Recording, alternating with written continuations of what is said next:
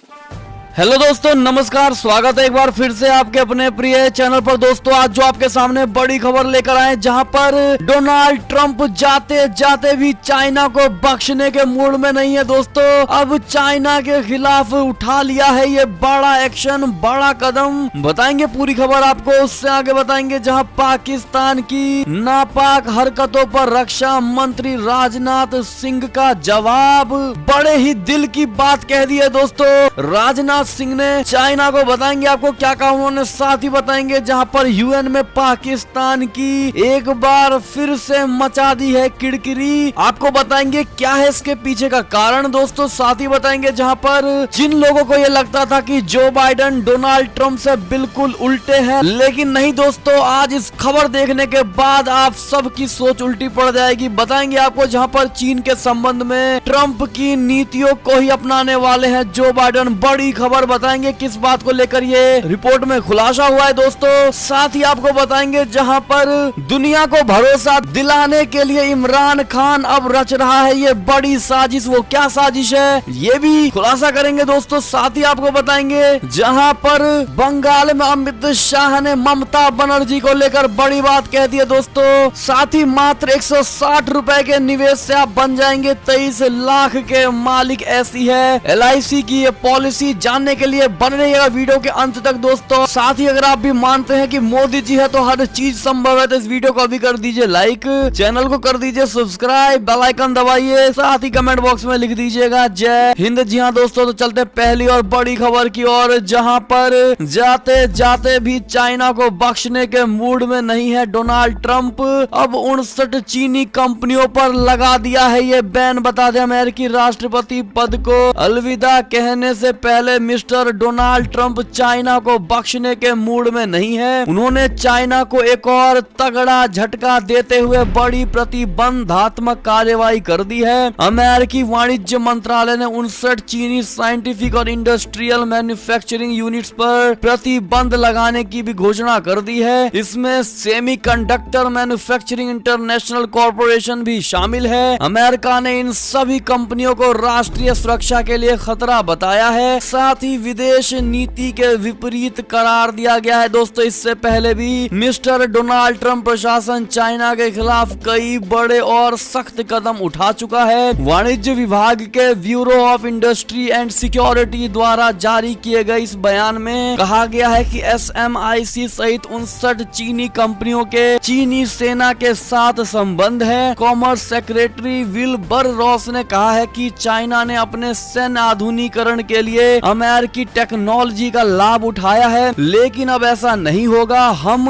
हर उस कंपनी के खिलाफ कार्रवाई करेंगे जो किसी भी तरह से चीनी सेना से जुड़ी हुई है। जी हाँ दोस्तों, इसको बड़ी खबर मानी जा रही है। और डोनाल्ड ट्रंप का वैसे भी साफ कहना था दोस्तों, कुछ समय पहले जो बयान आया था जिसमें उन्होंने कहा था कि मैं जाते जाते चाइना को ऐसा करके जाऊंगा कि आगे आने वाली अमेरिका की कोई भी सरकार उस नीति को बदलने के लिए 100 बार सोचेगी। ऐसे में दोस्तों ये सारी चीजें डोनाल्ड ट्रंप की कही हुई सच होती हुई नजर आ रही है। इसको लेकर आपकी क्या राय? अगर आप भी खुश हैं दोस्तों इस डोनाल्ड ट्रंप के बड़े कदम से, तो कमेंट सेक्शन में थैंक यू डोनाल्ड ट्रंप, धन्यवाद जरूर लिख दीजिएगा दोस्तों। देखते हैं कितने लोगों को डोनाल्ड ट्रंप का ये काम और कदम पसंद आया है। एक और खबर की अगर बात करें तो पाकिस्तान की नापाक हरकतों पर रक्षा मंत्री राजनाथ सिंह की दो टुक, कहा मिलेगा मुंह तोड़ जवाब। बता दे, रक्षा मंत्री राजनाथ सिंह ने कहा है कि भारत अपनी सीमाओं पर किसी भी तरह के बदलाव, आक्रामकता या एक तरफा कार्रवाई का मुंह तोड़ जवाब देने के लिए पूरी तरह से तैयार है। रक्षा मंत्री भारतीय वायुसेना के कैडेटों की पासिंग आउट परेड में बोल रहे थे, जिन्होंने डिंडीगुल में वायुसेना अकेडमी में अपना प्री कमीशनिंग प्रशिक्षण पूरा कर लिया। राजनाथ सिंह ने कहा, आप उत्तरी क्षेत्र में हालिया भारत चाइना गतिरोध से परिचित हैं। कोविड-19 महामारी के दौरान चाइना के रवैये ने उसके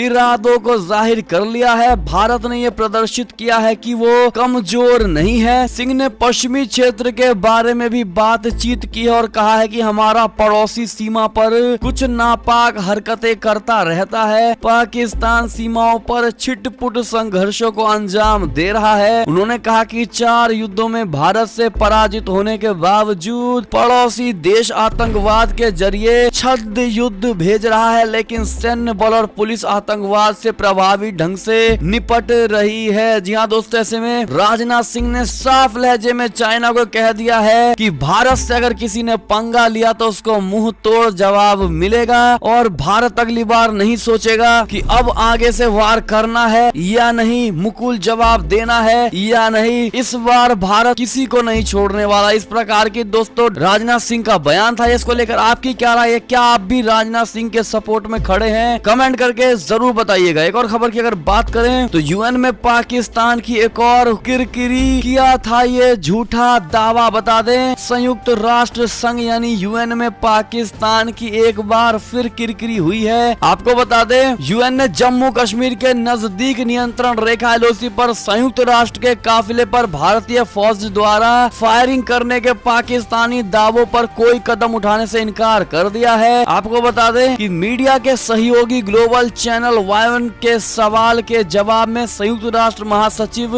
यानी यूनाइटेड नेशन सेक्रेटरी जनरल के उप प्रवक्ता फरहान हक ने कहा है कि संयुक्त राष्ट्र के सैन्य पर्यवेक्षक दल को ले जा रहे काफिले को अज्ञात लोगों ने निशाना बनाया। हक के मुताबिक यूएन के पर्यवेक्षक युद्ध विराम उल्लंघन के आरोपों की जांच और रिपोर्ट करने के लिए रावलकोट के पास रूटीन निगरानी मिशन पर थे। जी हाँ दोस्तों, ये बड़ी खबर मानी जा रही है। ऐसे में आपकी क्या राय होगी दोस्तों, कमेंट करके जरूर बताइएगा। जहाँ पर पाकिस्तान की हर जगह किरकिरी होती है दोस्तों, और इतना ज्यादा उसकी बेइज्जती होने के बावजूद भी पाकिस्तान को अकल नहीं आता, तो ऐसे में इस बेशर्म आतंकिस्तान को लेकर आपकी क्या राय होगी, कमेंट करके अवश्य बताइएगा। एक और खबर की अगर बात करें तो चाइना के संबंध में ट्रंप की नीतियों को ही आगे बढ़ाएंगे जो बाइडन। दक्षिण चीन सागर में ताकत बढ़ाने के मिले हैं संकेत। बता दें, उन सभी लोगों के लिए खबर है जो ये मानते हैं कि जो बाइडन डोनाल्ड ट्रंप के बिल्कुल उल्टे हैं और चाइना के साथ देने वाले हैं जो बाइडन। लेकिन नहीं दोस्तों, चाइना की विस्तारवादी नीति के खिलाफ अमेरिका के मौजूदा राष्ट्रपति डोनाल्ड ट्रंप की नीतियों को ही भावी राष्ट्रपति जो बाइडन आगे बढ़ाने वाले हैं। उनकी चाइना और ताइवान के संबंध में नीतियों में कोई फर्क नहीं आने वाला है। एशिया टाइम्स के अनुसार जो बाइडन प्रशासन की टीम काम संभाल रही है। आने वाली जो बाइडन सरकार में बनाए गए नए राष्ट्रीय सुरक्षा सलाहकार जैक सुलिवन ने दक्षिण चीन सागर में चाइना के खिलाफ फ्रीडम ऑफ नेविगेशन ऑपरेशंस चलाने का निर्देश दिया है। बता दें, इस निर्णय से ये माना जा रहा है कि चाइना के मामले में जो बाइडन सरकार ट्रंप सरकार के निर्णय को ही आगे बढ़ाएगी। सुलिवन ने कहा है कि हमें अपने सहयोगियों देशों की मदद से दक्षिण चीन सागर में अपनी ताकत को और संसाधनों को और अधिक बढ़ाए जाने की जरूरत है। अखबार ने लिखा है कि चाइना की सैन्य गतिविधियां इस क्षेत्र में तेज हुई है। चाइना ने पिछले साल की तुलना में यहाँ पर 20% से ज्यादा युद्धाभ्यास, ट्रेनिंग व अन्य ऑपरेशन बढ़ा दिए हैं। चाइना यहाँ विवादित क्षेत्रों में लगातार उकसाने वाली कार्यवाही कर रही है। जी हाँ दोस्तों, ऐसे में कितने भाई बंधु यहाँ हैं जो ये मानते थे कि जो बाइडन डोनाल्ड ट्रंप से उल्टे, कमेंट करके जरूर बताइएगा दोस्तों। एक और खबर की अगर बात करें तो फारूक अब्दुल्ला पर मनी लॉन्ड्रिंग केस में ईडी की बड़ी कार्यवाही, करीब 12 करोड़ की संपत्ति को जब्त कर लिया गया है। जी हाँ दोस्तों, सही सुना आपने। बता दें, प्रवर्तन निदेशालय यानी ईडी ने जम्मू कश्मीर क्रिकेट संघ में कथित वित्तीय अनियमितताओं से जुड़ी धन शोधन जांच के सिलसिले में नेशनल कॉन्फ्रेंस के संरक्षक एवं पूर्व मुख्यमंत्री फारूक अब्दुल्ला और अन्य की 11.86 करोड़ रुपए मूल्य की संपत्तियां कुर्क कर ली हैं। आधिकारिक सूत्रों ने शनिवार को यह बड़ी जानकारी दी है दोस्तों। सूत्रों ने बताया है कि एजेंसी ने धन शोधन निवारण अधिनियम के तहत एक अस्थायी अनुलग्नक आदेश जारी कर लिया है और कुर्क की गई संपत्तियां जम्मू और श्रीनगर में स्थित हैं। उन्होंने आगे बताया कि 2 अचल संपत्तियां आवासीय हैं और एक व्यावसायिक संपत्ति है, जबकि 3 अन्य भूखंड भी प्रवर्तन निदेशालय द्वारा कुर्क किया गया है। जी हाँ दोस्तों, ऐसे में बड़ी खबर थी। एक और खबर की बात करें तो अमेरिका ने चाइना पर लगाया है WHO की जांच में दखल देने का आरोप। कोरोना वैक्सीन पर उठाए हैं ये बड़े सवाल। बता दें, अमेरिका ने अंतर्राष्ट्रीय समुदाय से अपील की है कि वे चाइना से कोरोना वायरस महामारी के प्रसार के बारे में पारदर्शिता की मांग करे। अमेरिका का आरोप है कि वुहान शहर में खतरनाक वायरस की उत्पत्ति के संबंध में चाइना विश्व स्वास्थ्य संगठन की जांच में बाधा डाल रहा है। और अमेरिका दोस्तों आज पहली बार नहीं है कि जब अमेरिका चाइना पर WHO को लेकर इल्जाम लगाती है। दोस्तों आपको बता दें कि लॉकडाउन जब लगा था मार्च के बाद से ही अमेरिका चाइना और WHO की मिली भगत की गाथा है गा रही है दोस्तों। और आज भी अमेरिका साफ इल्जाम लगा रहा है WHO और चाइना को एक दूसरे की मदद करने के लिए। आपको बता दें अमेरिका ने चीन के टीकों पर भी सवाल खड़े किए हैं। अमेरिका ने कोरोना वायरस संक्रमण के 1,74,42,100 से ज्यादा मामले हैं और 3,13,000 से भी ज्यादा लोगों की मौतें हो चुकी हैं। आपको बता दें अमेरिका के विदेश मंत्री माइक पोम्पियो ने शुक्रवार को कहा है कि कोरोना वायरस का पता लगने के करीब 1 साल बाद भी चीन की कम्युनिस्ट पार्टी वायरस के संबंध में गलत जानकारी दे रही है और इस वायरस की उत्पत्ति और प्रसार के संबंध में विश्व स्वास्थ्य संगठन की जांच में बाधा डाली जा रही है। जी हाँ दोस्तों, ऐसे में आपकी क्या राय होगी और माइक पोम्पियो की बात का आप समर्थन करते हैं दोस्तों, हाँ या ना? कमेंट करके जरूर बताइएगा। एक और खबर की ओर चलें तो ब्राजील के राष्ट्रपति का कहना है कि कोविड वैक्सीन लोगों को बना सकती है मगरमच्छ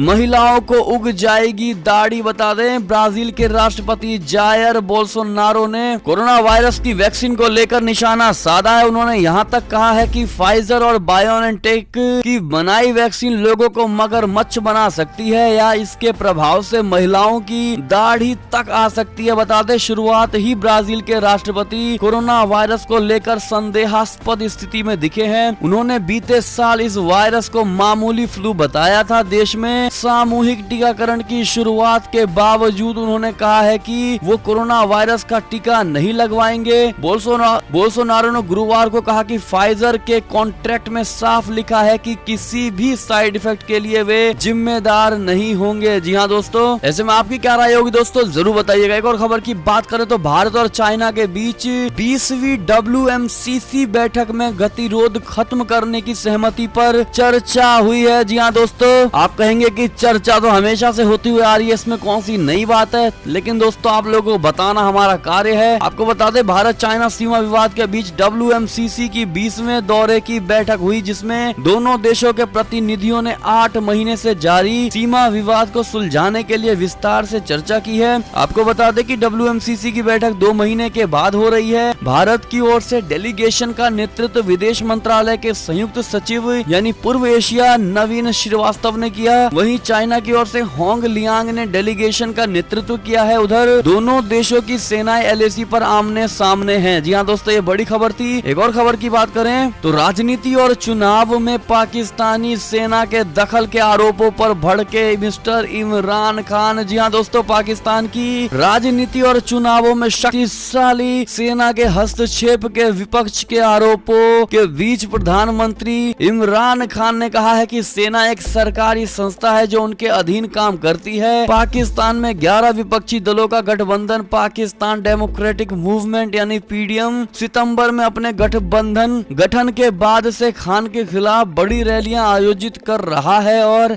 राजनीति में सेना के दखल का भी आरोप लगाया जा रहा है। जी हाँ दोस्तों, PDM पाकिस्तान की सेना पर 2018 में चुनाव में धांधली के माध्यम से कठपुतली प्रधानमंत्री बनाने का आरोप लगाता रहा है। पाकिस्तान में लंबे समय तक शासन करने वाली सेना का सुरक्षा और विदेश नीति के मामलों में प्रभाव रहा है। जी हाँ दोस्तों, एक और खबर की ओर चलें तो DS हुड्डा का कहना है कि चाइना भारत के लिए एक बड़ी चुनौती के रूप में उभर रहा है। बता दें लेफ्टिनेंट जनरल DS हुड्डा ने शुक्रवार को कहा है कि चाइना भारत के लिए एक बड़ी चुनौती के रूप में उभर रहा है, इसलिए देश को भविष्य की तैयारियों और अपनी कूटनीतिक राजनीतिक तथा सैन्य रणनीतियों को बेहतर करने की आवश्यकता है। 3 दिवसीय सैन्य साहित्य समारोह के उद्घाटन दिवस पर सेबर रेटलिंग इन लद्दाख नामक विशेष विषय पर एक चर्चा में भाग लेते हुए सेना की उत्तरी कमान के पूर्व कमांडर ने पूर्वी लद्दाख में भारत चाइना सीमा गतिरोध के बारे में बात की है। जी हाँ दोस्तों, ऐसे में आपकी क्या राय होगी कमेंट करके जरूर बताइएगा। दोस्तों, एक और खबर की अगर बात करें तो संयुक्त राष्ट्र के वाहन पर हमला मामले में पाकिस्तान ने भारतीय राजनयिक को तलब कर लिया है। बता दें पाकिस्तान ने संयुक्त राष्ट्र सैन्य पर्यवेक्षकों के एक वाहन को देश के चिरीकोट सेक्टर में नियंत्रण रेखा के पास निशाना बनाए जाने के बाद विरोध दर्ज कराने के लिए शनिवार को भारत के उप उच्चायुक्त गौरव अहलूवालिया को तलब किया। भारतीय सेना पर UNMO को जानबूझकर निशाना बनाने का पाकिस्तान सेना द्वारा आरोप लगाए जाने के एक दिन बाद भारतीय राजनयिक को यहाँ विदेश कार्यालय में तलब किया गया। भारत ने इस आरोप को पूरी तरह से झूठा, आधारहीन और तथ्यात्मक रूप से गलत बताया है। जी हाँ दोस्तों, ऐसे में एक और खबर की बात करें तो गुजरात से बड़ी खबर, जहां 237 किलो नारकोटिक्स बरामदगी केस में 6 पाकिस्तानियों समेत 7 के खिलाफ चार्जशीट दायर कर ली गई है। दोस्तों बता दें, राष्ट्रीय जांच एजेंसी यानी नेशनल इन्वेस्टिगेशन एजेंसी ने मई 2019 में गुजरात से 237 किलोग्राम नशीले पदार्थों की जब्ती के मामले में 6 पाकिस्तानी नागरिकों समेत 7 लोगों के खिलाफ आरोप पत्र दायर कर दिया है। सभी के खिलाफ भारतीय दंड संहिता, UAPA अधिनियम और NDPS एक्ट की कई धाराओं के तहत मामला दर्ज कर लिया गया है। NIA की चार्जशीट में नामजद 7 आरोपियों में सफदर अली, अलाही अंगियारा, अजीम खान, अब्दुल अजीज, अब्दुल गफूर और मोहम्मद मलाह, ये सभी 6 पाकिस्तानी कराची के रहने वाले हैं। जी हाँ दोस्तों, ऐसे में बड़ी खबर थी। आपको क्या लगता है, इनको क्या सजा मिलनी चाहिए? दोस्तों कमेंट सेक्शन में जरूर लिखकर बताइएगा। एक और खबर की बात करें तो अफगानिस्तान में अमेरिकी एयरबेस पर हमला, दागे गए कई रॉकेट। बता दें, काबुल के उत्तर में स्थित एक प्रमुख अमेरिकी एयरबेस पर शनिवार को रॉकेट से हमला किया गया है। परवान प्रांत के बागराम एयरफील्ड पर सुबह 6 बजे से 5 रॉकेट दागे गए। नाटो और अफगान अधिकारियों के अनुसार हमले में कोई हताहत नहीं हुआ और न ही एयरफील्ड को कोई नुकसान हुआ। हमले के लिए एक वाहन पर 12 रॉकेट लगाए गए थे और उनमें से 5 रॉकेट तो दागे भी गए, वहीं बाकी 7 को पुलिस ने निष्क्रिय कर दिया थी। जी हाँ दोस्तों, ऐसे में एक और खबर की ओर चलें तो बंगाल से बड़ी अच्छी खबर आ रही है दोस्तों, और बड़ी एक्सक्लूसिव खबर, जहां 9 MLA, 1 सांसद और 1 मंत्री ने थामा बीजेपी का दामन। अमित शाह ने कहा चुनाव तक ममता रह जाएगी अकेली। जी हाँ दोस्तों, आगामी पश्चिम बंगाल विधानसभा चुनाव से पहले ममता बनर्जी की तृणमूल कांग्रेस को बड़ा तगड़ा झटका लगा है। आपको बता दें, कल मिदनापुर की रैली में गृह मंत्री अमित शाह की मौजूदगी में टीएमसी से लंबे वक्त से नाराज चल रहे शुभेंदु अधिकारी ने बीजेपी का दामन थाम लिया था। उनके अलावा टीएमसी सांसद सुनील मंडल और टीएमसी लेफ्ट और कांग्रेस के 9 अन्य विधायकों ने भी बीजेपी में आधिकारिक तौर पर एंट्री ले ली है। ममता के किले में सेंध लगाने के बाद गृह मंत्री अमित शाह ने रैली में उन पर जमकर निशाना साधा। अमित शाह ने कहा कि कुछ बड़ बोले नेताओं ने कहा कि बंगाल में तृणमूल कांग्रेस को कोई हरा नहीं सकता। मैं उनको याद दिलाना चाहता हूं कि सांसद चुनाव के दौरान कहते थे कि बीजेपी का खाता ही नहीं खुलेगा। हमारे दिलीप घोष की अध्यक्षता और मोदी जी के नेतृत्व में 18 सीटें बीजेपी ने जीती है। उन्होंने आगे कहा कि चुनाव तक ममता अकेली रह जाएगी, आप सब होंगे इसके गवाह। जी हाँ दोस्तों, ऐसे में आपकी क्या राय है दोस्तों, और बंगाल चुनाव को लेकर आपकी क्या राय होने वाली है? किसकी जीत आपको लगती है दोस्तों कि संभव है आगे आने वाले इस चुनाव में? कमेंट सेक्शन में जरूर लिखकर बताइएगा, बीजेपी या टीएमसी। ऐसे में एक और खबर की अगर बात करें तो चाइना और अमेरिका नहीं, ये तस्वीर है बिहार की ग्लास ब्रिज से स्काई वॉक और वादियों का है ये नजारा। बता दे दोस्तों, आपने सोशल मीडिया और इंटरनेट पर सर्फिंग करते हुए चाइना और अमेरिका के ग्लास ब्रिज की तस्वीर और वीडियो जरूर देखी होंगी। इन्हें देखने के बाद आपका मन भी इन खूबसूरत जगहों पर जाने का करता ही होगा, लेकिन आप में से ज्यादातर लोग इन जगहों पर अलग अलग कारणों से नहीं जा पाए होंगे। पर अब ग्लास ब्रिज पर चढ़कर स्काई वॉक करने और वादियों का नजारा लेने का सपना अपने ही देश में साकार होने वाला है। जी हाँ दोस्तों, बिहार के नालंदा जिले के राजगीर में बनकर तैयार हुआ ग्लास ब्रिज कभी भी आपके लिए खोला जा सकता है और आप यहाँ जाकर लुत्फ उठा सकते हैं। जी हाँ दोस्तों, बिहार के मुख्यमंत्री नीतीश कुमार के ड्रीम प्रोजेक्ट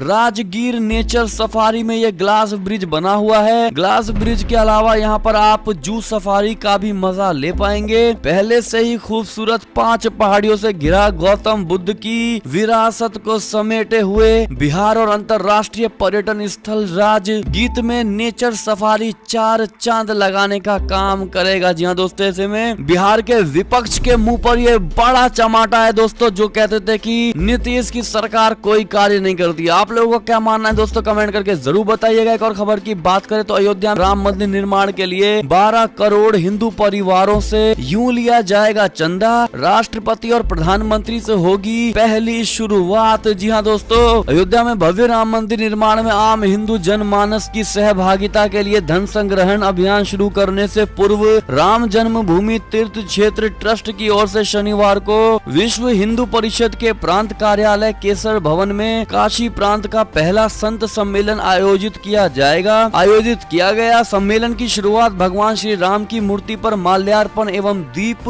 प्रज्वलन से की गई है। जी हाँ दोस्तों, ऐसे में ट्रस्ट के महासचिव चंपत राय ने बताया कि ट्रस्ट की ओर से समर्पण अभियान 14 जनवरी से 27 फरवरी 2021 तक चलाया जाएगा। धन संग्रह की शुरुआत राष्ट्रपति, प्रधानमंत्री और उपराष्ट्रपति से की जाएगी और सभी शहरों में धन संग्रह की शुरुआत वहां के प्रमुख लोगों जैसे प्रथम नागरिक, मेयर आदि से होगी। 5 लाख से अधिक गाँव में 12 करोड़ हिंदू परिवारों के 55 करोड़ सदस्यों को इससे जोड़ा जाएगा। धन संग्रह के लिए पूरे देश में 1 लाख टोली निकलेगी और हर टोली में न्यूनतम 3 लोग होने वाले हैं। ऐसे में ये बड़ी खबर मानी जा रही थी दोस्तों। एक और खबर की अगर बात करें तो किसान आंदोलन को लेकर कृषि मंत्री तोमर से मिले सीएम खट्टर, कहा 1-2 दिन में निकल जाएगा इसका तगड़ा हल। बता दे कृषि कानूनों को लेकर सरकार में माथापच्ची जिस प्रकार से जारी है, ऐसे में हरियाणा के मुख्यमंत्री मनोहर लाल खट्टर ने शनिवार को केंद्रीय कृषि मंत्री नरेंद्र सिंह तोमर से मुलाकात की। दोनों नेताओं ने कृषि कानूनों पर चर्चा की है। कृषि मंत्री से मिलने के बाद सीएम खट्टर ने कहा कि 1 से 2 दिन में हल निकल जाएगा।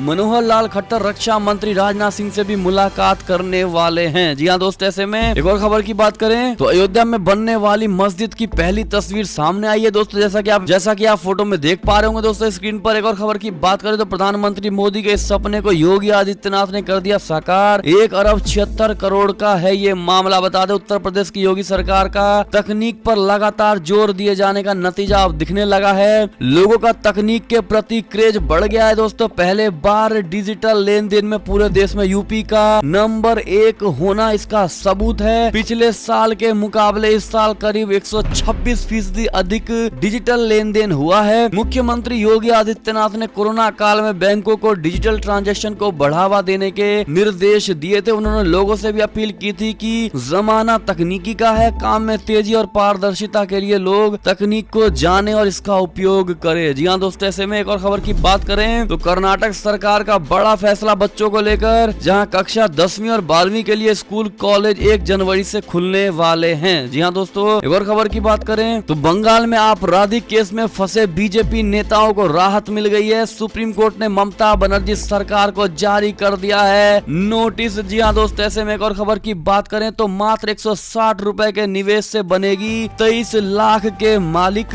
ऐसी है LIC की मनी बैक पॉलिसी। जी हाँ दोस्तों, सही सुना आपने। भारतीय जीवन बीमा निगम लिमिटेड कई सारी जीवन बीमा पॉलिसियों का संचालन करती है। LIC ऐसी पॉलिसी भी संचालित करती है जो लोगों को मनी बैक का ऑप्शन देती है। ऐसी ही एक पॉलिसी है जिसमें रोजाना 160 रुपए के निवेश से आपको मैच्योरिटी के वक्त 23 लाख रुपए से अधिक का रिटर्न मिलेगा। इस पॉलिसी का नाम LIC new money back policy है। जी हाँ दोस्तों, ऐसे में कितने ऐसे लोग हैं जो इस पॉलिसी को लेना चाहते हैं वो कमेंट करके जरूर बताइएगा, ताकि हम अलग से वीडियो आपके लिए इस LIC से जुड़ी लेकर आएंगे। तो कृपया करके बताना बिल्कुल मत भूलिएगा दोस्तों। ऐसे में एक और खबर की बात करें तो उत्तर भारत में ठंड का कहर देखने को मिला, जहां पंजाब में 10 साल का रिकॉर्ड टूट गया है। जी हाँ दोस्तों, ऐसे में ये थे अब तक की सारी बड़ी खबरें। आपको हमारी खबरें कैसी लगी? आशा करता हूँ काफी अच्छी लगी होगी। अगर जरा भी अच्छी लगी है तो इस वीडियो को हमेशा की तरह अपने भाई बंधुओं में व्हाट्सएप, फेसबुक, ट्विटर के जरिए